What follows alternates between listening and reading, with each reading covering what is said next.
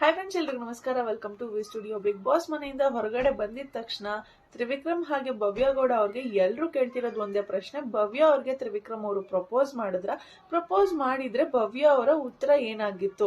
Like ಒಂದು night ಅಲ್ಲಿ ಭವ್ಯ ಅವ್ರು ಹೇಳಿರ್ತಾರೆ, ಆಚೆ ಹೋದ್ಮೇಲೆ ಉತ್ತರ ಕೊಡ್ತೀನಿ ಅಂತ ಹೇಳಿರ್ತಾರೆ. ಸೊ ಭವ್ಯ ಅವ್ರಿಗೆ ತ್ರಿವಿಕ್ರಮ್ ಪ್ರಪೋಸ್ ಮಾಡಿದಾಗ ಭವ್ಯ ಅವರು ಆಚೆ ಹೋದ್ಮೇಲೆ ಆನ್ಸರ್ ಮಾಡ್ತೀನಿ ಅಂತ ಹೇಳಿದ್ರ ಅನ್ನುವಂತಹ ಪ್ರಶ್ನೆಗೆ ಎಲ್ರು ಸಹ ಉತ್ತರವನ್ನ ಕೊಡಿ ಅಂತ ಕೇಳ್ತಿದ್ದಾರೆ.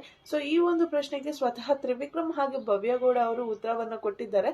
ಅಂಡ್ ಅವರು ಏನ್ ಹೇಳಿದ್ದಾರೆ ಅನ್ನೋದನ್ನ ನಾನು ಈ ವಿಡಿಯೋದಲ್ಲಿ ಹೇಳ್ತೀನಿ. ಅದಕ್ಕಿಂತ ಮುಂಚೆ ಯಾರೆಲ್ಲ ಇನ್ನೂ ನನ್ನ ಚಾನಲ್ಗೆ ಸಬ್ಸ್ಕ್ರೈಬ್ ಮಾಡದಿರೋ ವಿಡಿಯೋನ ನೋಡ್ತಿದ್ದೀರಾ, ಪ್ಲೀಸ್ ಬೇಗ ಸಬ್ಸ್ಕ್ರೈಬ್ ಮಾಡ್ಕೊಳ್ಳಿ. ಹಾಗೆ ಇದೇ ರೀತಿಯ ಮಾಹಿತಿಗಳಿಗಾಗಿ ಪಕ್ಕದಲ್ಲಿರೋ ಬೆಲ್ ಐಕಾನ್ ಕ್ಲಿಕ್ ಮಾಡ್ಲಿಕ್ಕೆ ಮರಿಬೇಡಿ. ಎಸ್ ಫ್ರೆಂಡ್ಸ್, ಭವ್ಯ ಗೌಡ ಅವ್ರನ್ನ ಅಂಡ್ ತ್ರಿವಿಕ್ರಮ್ ಅವ್ರನ್ನ ಮೀಟ್ ಮಾಡ್ಲಿಕ್ಕೆ ಸಾಕಷ್ಟು ಜನ ಅಭಿಮಾನಿಗಳು ಕಾಯ್ತಿದ್ರೆ. ಹಾಗೆ ನ್ಯೂಸ್ ಚಾನಲ್ ಅವರಾಗಿರ್ಬೋದು, ಸೋಷಿಯಲ್ ಮೀಡಿಯಾದವರಾಗಿರ್ಬೋದು, ಒಂದು ಇಂಟರ್ವ್ಯೂ ಸಿಕ್ಕರೆ ಸಾಕು ಅಂತ ಕಾಯ್ತಿದ್ರೆ. ಅಂಡ್ ಎಲ್ಲಾ ಇಂಟರ್ವ್ಯೂನಲ್ಲೂ ಕಾಮನ್ ಆಗಿ ಕೇಳ್ತಿರುವಂತಹ ಒಂದು ಪ್ರಶ್ನೆ ಅಂತಂದ್ರೆ, ತ್ರಿವಿಕ್ರಮ್ ಹಾಗೆ ಭವ್ಯ ಅವರ ಮಧ್ಯೆ ಲವ್ ಇದೆಯಾ, ಅವರಿಬ್ರು ಕೂಡ ಮದುವೆ ಆಗ್ತಾರ ಅನ್ನುವಂತಹ ಪ್ರಶ್ನೆನ ಕೇಳ್ತಿದ್ದಾರೆ. ಅಂಡ್ ಇದಕ್ಕೆ ತ್ರಿವಿಕ್ರಮ್ ಮತ್ತು ಭವ್ಯ ಅವರು ಸ್ವತಃ ಆನ್ಸರ್ ಅನ್ನ ಮಾಡಿದ್ದಾರೆ.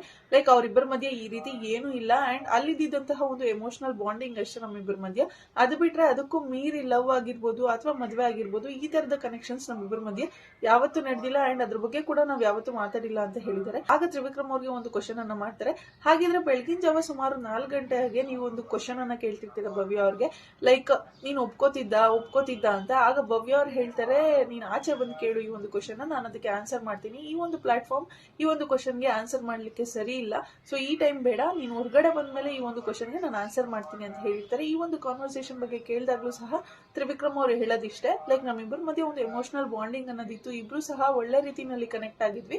ಈ ಒಂದು ಕಾರಣಕ್ಕೆ ಸಾಕಷ್ಟು ವಿಚಾರಗಳ ಬಗ್ಗೆ ನಾವು ಮಾತಾಡಿರ್ತೀವಿ, ಬಟ್ ಇದೇ ವಿಚಾರ ಅಂತ ಅವರು ಅಲ್ಲಿ ತೋರಿಸಿಲ್ಲ. ಅಂಡ್ ನಾನು ಕೂಡ ತುಂಬಾ ಲೌಡ್ ಆಗಿ ಯಾಕೆ ಮಾತಾಡಿಲ್ಲ ಅಂತಂದ್ರೆ, ಪಕ್ಕದಲ್ಲಿ ಇದ್ದಂತಹ ಕಂಟೆಸ್ಟೆಂಟ್ ಗಳಿಗೆ ಡಿಸ್ಟರ್ಬ್ ಆಗಬಾರ್ದು ಅನ್ನುವಂತಹ ಒಂದೇ ಕಾರಣಕ್ಕೆ ನಾನು ಪಿಸು ಧ್ವನಿನಲ್ಲಿ ಮಾತಾಡಿದ್ದೀನಿ ಅಷ್ಟೇ. ಅದು ಬಿಟ್ಟು ಯಾವುದೇ ರೀತಿಯಾದಂತಹ ಭಯ ಪಟ್ಕೊಂಡು ನಾನು ಆ ರೀತಿ ಮಾತಾಡಿಲ್ಲ. ಭಯ ಪಟ್ಕೋಬೇಕಾಗಿರುವಂತಹ ಅವಶ್ಯಕತೆನೂ ನನ್ಗಿರ್ಲಿಲ್ಲ. ಯಾಕೆ ಅಂದ್ರೆ ಭವ್ಯ ಅವರು ಕೂಡ ನನ್ನ ಜೊತೆ ತುಂಬಾನೇ ಕ್ಲೋಸ್ ಆಗಿದ್ರು, ನಾನು ಕೂಡ ಭವ್ಯ ಅವ್ರ ಜೊತೆ ತುಂಬಾನೇ ಕ್ಲೋಸ್ ಆಗಿದ್ದೆ. ಆತರ ಏನಾದ್ರೂ ಫೀಲಿಂಗ್ಸ್ ನಮ್ಮಿಬ್ಬರ ಮಧ್ಯೆ ಇದ್ದಿದ್ರೆ ನಾನು ಅವ್ರನ್ನ ಡೈರೆಕ್ಟ್ ಆಗಿ ಕೇಳ್ತಿದ್ದೆ, ಲೈಕ್ ನಿಂಗ್ ನನ್ ಮೇಲೆ ಫೀಲಿಂಗ್ಸ್ ಇದೆಯಾ ಅಂತ ಹೇಳಿ. ಸೊ ಆ ರೀತಿ ಏನೂ ಇರ್ಲಿಲ್ಲ. ಯಾವುದೋ ಒಂದು ವಿಚಾರದ ಬಗ್ಗೆ ಮಾತಾಡ್ತಿರ್ಬೇಕಾದ್ರೆ ಆ ಅರ್ಧ ಕನ್ವರ್ಸೇಷನ್ ಅವರು ನಿಮ್ಗೆ ತೋರಿಸಿ ಈ ರೀತಿ ಎಲ್ಲ ಕನ್ಫ್ಯೂಷನ್ಸ್ ಕ್ರಿಯೇಟ್ ಆಗೋ ಹಾಗೆ ಮಾಡಿದ್ದಾರೆ ಅಷ್ಟೇ. ಇನ್ ಕೇಸ್ ನಾನು ಭಯ ಪಟ್ಕೊಂಡು ಮಾತಾಡುವಂತಹ ಕ್ಯಾರೆಕ್ಟರ್ ಹುಡುಗ ಆಗಿದ್ರೆ ಅಲ್ಲಿ ನಾನು ಸುಮಾರು ವಿಚಾರಕ್ಕೆ ಭಯ ಪಟ್ಕೋಬೇಕಾಯ್ತು. ಲೈಕ್ ಒಂದು ಸ್ಮೋಕ್ ಮಾಡೋದಕ್ಕೆ ನಾನು ಭಯ ಪಟ್ಕೋಬೇಕಾಯ್ತು, ಚಿಕನ್ ತಿನ್ನೋದಕ್ಕೆ ಭಯ ಪಟ್ಕೋಬೇಕಾಯ್ತು, ಅಯ್ಯೋ ನಮ್ಮ ಅಮ್ಮ ನೋಡ್ತಿರ್ತಾರೆ, ನನ್ನ ಫ್ಯಾನ್ಸ್ ನೋಡ್ತಿರ್ತಾರೆ ಅಂತ ಹೇಳಿ ನಾನು ಎಲ್ಲದಕ್ಕೂ ಭಯ ಪಟ್ಕೋಬೇಕಾಯ್ತು. ಬಟ್ ಭಯ ಪಡದೇ ಇರುವಂತಹ ಕ್ಯಾರೆಕ್ಟರ್ ಅವರು ನಾನು.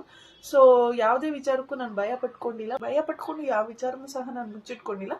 ಅಂಡ್ ನನ್ನ ಮತ್ತು ಭವ್ಯ ಮಧ್ಯೆ ಯಾವುದೇ ರೀತಿಯಾದಂತಹ ಲೈಕ್ ಲವ್ ಮ್ಯಾರೇಜ್ ಅನ್ನುವಂತಹ ಫೀಲಿಂಗ್ಸ್ ಇನ್ನೂ ಬಂದಿಲ್ಲ ಅಂತ ತ್ರಿವಿಕ್ರಮ್ ಅವರು ಸ್ಪಷ್ಟನೆಯನ್ನ ಕೊಟ್ಟಿದ್ದಾರೆ. ಅಂಡ್ ಭವ್ಯ ಅವ್ರ ಹತ್ರ ಕೂಡ ಈ ಒಂದು ವಿಚಾರದ ಬಗ್ಗೆ ಕ್ಲಾರಿಟಿಯನ್ನ ಕೇಳಲಾಗುತ್ತೆ. ತ್ರಿವಿಕ್ರಮ್ ಅವರು ಮನೇಲಿದ್ದಾಗ ಪ್ರಪೋಸ್ ಮಾಡಿದ್ರ ಅಥವಾ ಹೊರಗಡೆ ಬಂದಾದ್ಮೇಲೆ ಅವ್ರು ಏನಾದ್ರು ನಿಮ್ಗೆ ಪ್ರಪೋಸ್ ಮಾಡಿದ್ರೆ ನೀವು ಒಪ್ಕೋತೀರಾ ಅಂತ ಕೇಳಿ ಕ್ಲಾರಿಟಿಯನ್ನ ಕೇಳ್ತಾರೆ. ಆಗ ಭವ್ಯ ಅವ್ರು ಹೇಳ್ತಾರೆ, ತ್ರಿವಿಕ್ರಮ್ ಅವರು ಬಿಗ್ ಬಾಸ್ ಮನೆಯಲ್ಲಿ ಇದ್ದಾಗ ಸಾಕಷ್ಟು ಬಾರಿ ನಂಗೆ ಐ ಲವ್ ಯು ಪನ್ನಿಕುಟ್ಟಿ ಅಂತ ಹೇಳಿದ್ದಾರೆ, ಬಟ್ ಅದೆಲ್ಲವೂ ಸಹ ಒಂದು ಫ್ರೆಂಡ್ಶಿಪ್ ಬೇಸಿಸ್ ಮೇಲೆ ಅವ್ರು ಹೇಳಿರೋದು, ಯಾವುದೇ ರೀತಿಯಾದಂತಹ ಮದುವೆ ಆಗ್ಬೇಕು ಅನ್ನುವಂತಹ ಫೀಲಿಂಗ್ಸ್ ಅನ್ನ ಇಟ್ಕೊಂಡು ಅವ್ರು ಹೇಳಿರೋದಲ್ಲ. ಅಂಡ್ ಹೊರಗಡೆ ಬಂದ್ಮೇಲೂ ಸಹ ಅವರು ಯಾವುದೇ ಕಾರಣಕ್ಕೂ ಬಂದು ನನಗೆ ಪ್ರಪೋಸ್ ಅನ್ನ ಮಾಡೋದಿಲ್ಲ. ಅಂಡ್ ಅವ್ರು ಪ್ರಪೋಸ್ ಮಾಡೋದೇ ಇಲ್ಲ ಅಂತಂದ್ಮೇಲೆ ನನ್ಗೆ ಒಪ್ಕೊಳ್ಬೇಕಾ ಬೇಡವಾ ಅನ್ನುವಂತಹ ಸನ್ನಿವೇಶ ಬರೋದೇ ಇಲ್ಲ. ಸೊ ಈ ಒಂದು ವಿಚಾರದ ಬಗ್ಗೆ ಭವ್ಯ ಅವರು ಕೂಡ ಕ್ಲಾರಿಟಿಯನ್ನ ಕೊಟ್ಟಿದ್ದಾರೆ, ನಮ್ಮಿಬ್ಬರ ಮಧ್ಯೆ ಏನು ಇಲ್ಲ ಅಂತ ಹೇಳಿ. ಅಂಡ್ ಭವ್ಯನ ಬಿಟ್ಟು ಭವ್ಯ ಅವರ ಅಕ್ಕ ಜೊತೆ ಕೂಡ ತ್ರಿವಿಕ್ರಮ್ ಅವ್ರನ್ನ ಕನೆಕ್ಟ್ ಮಾಡಿದ್ದಾರೆ ಕೆಲವೊಂದು ವಿಚಾರದಲ್ಲಿ. ಯಾಕೆಂದ್ರೆ ಈ ಒಂದು ಸನ್ನಿವೇಶನ ಕ್ರಿಯೇಟ್ ಮಾಡಿದ್ದು ಭವ್ಯ ಅವರನ್ನೇ. ಲೈಕ್ ಭಾವ ಅಂತ ಕರೆದು ತ್ರಿವಿಕ್ರಮ್ ಅವ್ರನ್ನ ನಮ್ಮ ಅಕ್ಕಂಗೆ ಸೂಟ್ ಆಗ್ತಾರೆ, ನಮ್ಮ ಅಕ್ಕ ಮತ್ತೆ ತ್ರಿವಿಕ್ರಮ್ ಅವ್ರದ್ದು ಏಜ್ ಸಹ ಮ್ಯಾಚ್ ಆಗುತ್ತೆ, ಸೊ ಈ ಒಂದು ಕಾರಣಕ್ಕೆ ನಾನು ಅವ್ರನ್ನ ಭಾವ ಅಂತ ಕರಿತೀನಿ ಅಂತ ಹೇಳಿ ಅವರು ಬಿಗ್ ಬಾಸ್ ಮನೆಯಲ್ಲಿ ಅವ್ರನ್ನ ರೇಗಿಸ್ತಿರ್ತಾರೆ. ಸೊ ಈ ಒಂದು ಕಾರಣಕ್ಕೆ ಮಕ್ಕಳಿಗೆ ಏನಾದ್ರು ಪ್ರಪೋಸ್ ಮಾಡುವಂತಹ ಚಾನ್ಸಸ್ ಇದೆಯಾ ಅಂತೆಲ್ಲ ಕೇಳಿದ್ದಾರೆ ಕ್ವಶನ್ಸ್ ಭವ್ಯ ಅವ್ರಿಗೆ. ಅಂಡ್ ಭವ್ಯ ಅವ್ರು ಹೇಳಿದರೆ, ಇದೆಲ್ಲ ಒಂಥರ ಸಿಲ್ಲಿ ಟಾಪಿಕ್ಸ್ ಅಷ್ಟೇ, ನಾವು ಸುಮ್ಮನೆ ರೇಗಿಸ್ಕೊಳ್ಳೋದಕ್ಕೆ, ಒಬ್ಬರನ್ನೊಬ್ಬರನ್ನ ಕಿಚಾಯಿಸ್ಕೊಂಡು ಟೈಮ್ ಪಾಸ್ ಮಾಡೋದಕ್ಕೆ ಮಾತಾಡ್ತಿದ್ದಂತಹ ಮಾತುಗಳಷ್ಟೇ ಇವೆಲ್ಲ. ಅಂಡ್ ಹುಡುಗಿನ ಕೂರಿಸ್ಕೊಂಡು ನಿಮ್ಮಿಬ್ಬರಿಗೂ ಮದುವೆ ಫಿಕ್ಸ್ ಅಂತ ಸೀರಿಯಸ್ ಆಗಿ ಮಾತಾಡಿರುವಂತಹ ವಿಚಾರಗಳಲ್ಲ ಅವು. ಜಸ್ಟ್ ಫನ್ ಮಾಡೋದಕ್ಕೋಸ್ಕರ, ನಾವು ಒಬ್ಬರನ್ನೊಬ್ಬರು ರೇಗಿಸ್ಕೊಂಡು ಟೈಮ್ ಪಾಸ್ ಮಾಡೋದಕ್ಕೋಸ್ಕರ ಆ ರೀತಿ ಮಾತಾಡ್ತಿದ್ದಷ್ಟೇ. ಅದ್ ಬಿಟ್ರೆ ನಮ್ಮ ಅಕ್ಕಗೆ ಮತ್ತು ತ್ರಿವಿಕ್ರಮ್ಗಾಗಿರ್ಬೋದು, ನಂಗೂ ಮತ್ತು ತ್ರಿವಿಕ್ರಮ್ಗಾಗಿರ್ಬೋದು ಅಲ್ಲಿ ಎಲ್ರು ಅನ್ಕೊಂಡಿರೋ ತರ ಏನು ನಡೆದಿಲ್ಲ.